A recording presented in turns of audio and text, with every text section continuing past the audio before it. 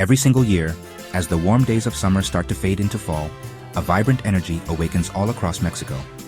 On the night of September 15th and all through the day of September 16th, the country comes alive in a beautiful explosion of celebration.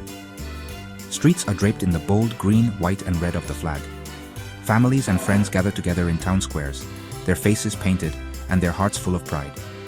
The air fills with the sounds of laughter, fireworks, and the powerful ringing of bells. This isn't just any holiday, it's Mexico's Independence Day. It's a day that remembers the very first spark that ignited a nation's long and difficult journey toward freedom. To understand why a revolution was needed, we have to travel back in time to the early 1800s. The land we now know as Mexico was then a colony called New Spain. It had been under the control of the Spanish crown for nearly 300 years. For most people living there, life was incredibly challenging and deeply unfair. The Spanish government imposed heavy taxes on everything from farming small businesses, making it almost impossible for families to get ahead. These policies were designed to make Spain wealthy, not to help the people of New Spain prosper.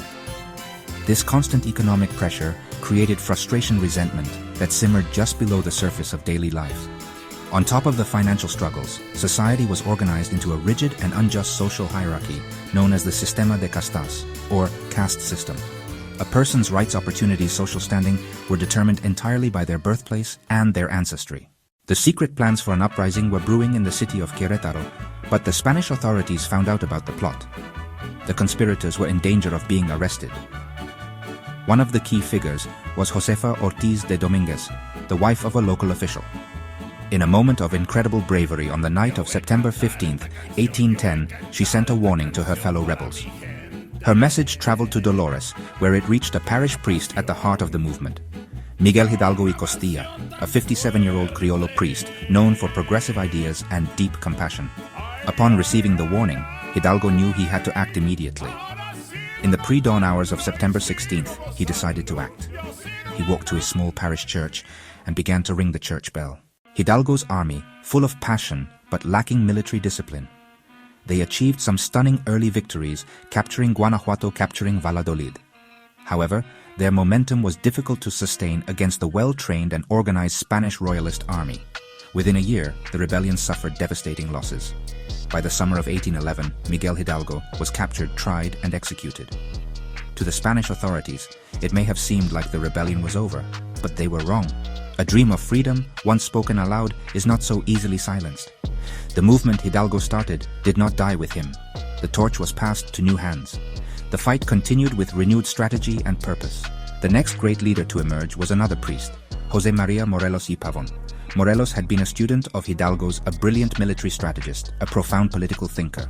Unlike Hidalgo's massive, unwieldy army, Morelos organized a smaller, more disciplined fighting force that waged a successful guerrilla war in the south of Mexico. Section 5.